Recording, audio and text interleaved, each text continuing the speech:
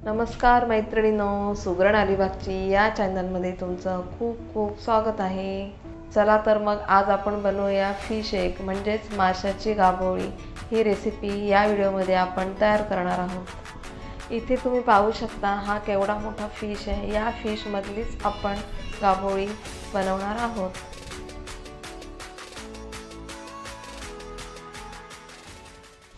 पहिली प्रोसिजर आपल्याला काय करायची आहे, इथे मी पाणी उकळत ठेवलं आहे।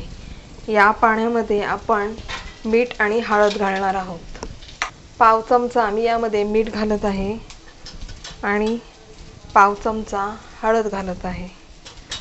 लगेचच या उकळत्या पाण्यामध्ये आपल्याला ही गाभोळी टाकायची आहे आणि या पाण्यामध्ये ही गाभोळी शिजवून घ्यायची आहे।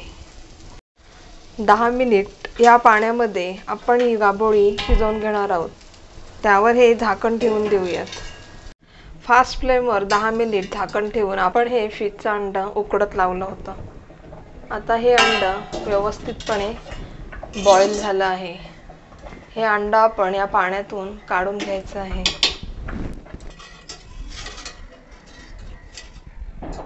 हे फिश एक थंड झालं की या पुढची प्रोसिजर तुम्हाला मी सांगणार आहे।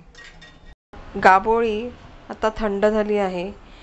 यावर जी ही स्किन आहे ती आपण काढून घेणार आहोत। याच्या अगोदर आपण 2 भाग करून घेऊयात।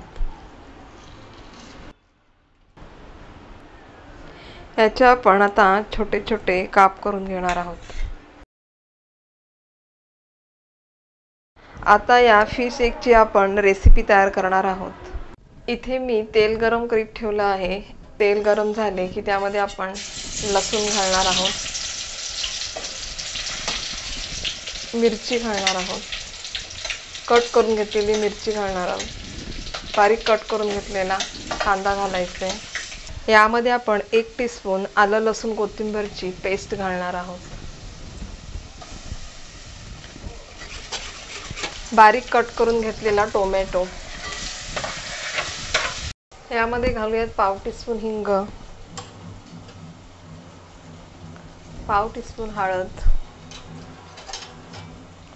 अर्धा टीस्पून धना पावडर आणि 2 टीस्पून घरगुती लाल तिखट मसाला।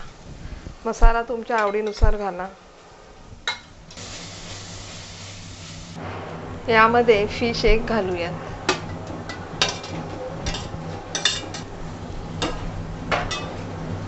चवीनुसार मीठ घालूयात। हे आपण आता मिक्स करून घेऊयात।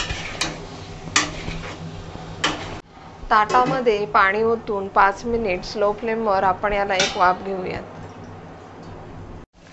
5 मिनिटांनंतर आपण पाहूयात फिश एगला चांगली वाफ आली आहे। आता आपण हे परतून घेऊयात। या व्हिडिओला तुम्ही नक्की लाईक करा, शेअर करा, कमेंट करा आणि सुगरण अलिबागची या चॅनलला सबस्क्राईब करायला विसरू नका। यावर आपण आता कोथिंबीर घालूयात। फिश एग आता हे रेडी झालं आहे। गॅस बंद करा।